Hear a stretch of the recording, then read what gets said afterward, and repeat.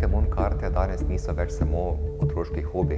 V zadnjem desetletju so redke Pokémon karte prehitele donosnost tradicionalnih indeksov, kot je S&P 500. Medtem ko S&P v povprečju prinaša okoli 12% letno, so zbirateljske karte dosegale kar 46% povprečne letne rasti. To jih je postavilo ob bok umetninam, luksuznim uram in dragim vinom, kot resen naložbeni razred. Od leta 1996 je bilo natisnjenih že več kot 64,8 milijarde kart, samo v zadnjem letu rekordnih 9,7 milijarde. In ja, prodajajo se za milijone. Logan Paul je na primer kupil Pikachu Illustrator karto za več kot $5 milijonov. To je svet, v katerem živim in ga želim deliti tudi s tabo. Sem Armin, znan kot Slow Collector. S Pokémon kartami sem povezan že od leta 1999.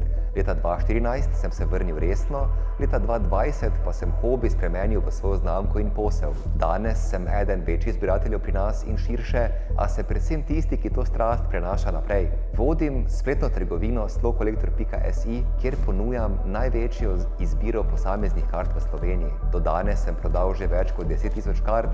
Povprečno odkupim eno zbirko na dan, bodisi manjšo ali večjo, polno manj ali bolj redkih zakladov. Sem tudi administrator največje slovenske Pokémon skupine, kjer nas je več kot 4.000, vsak dan nas pa v diskusijah sodeluje nekaj 100. Organiziram kart party dogodke, prva tovrstna srečanja v Sloveniji, kjer nas je na zadnjem obiskalo že več kot 250 zbirateljev samo iz Slovenije. Moje delo in strast so prepoznali tudi v tujini. Največja imena hobija, kot sta recimo Jamint, Pokémon in SM Pred, sta me omenila v svojih videih in člankih. Sodelujem z tujimi trgovci ter z zbiratelji onkraj naših meja, kar mi omogoča dostop do kart, ki jih pri nas marsikdo še ni v živo videl ali držal v rokah. Ena mojih posebnih strasti je zgodovina Pokémon TCG v Sloveniji od leta 1999 naprej.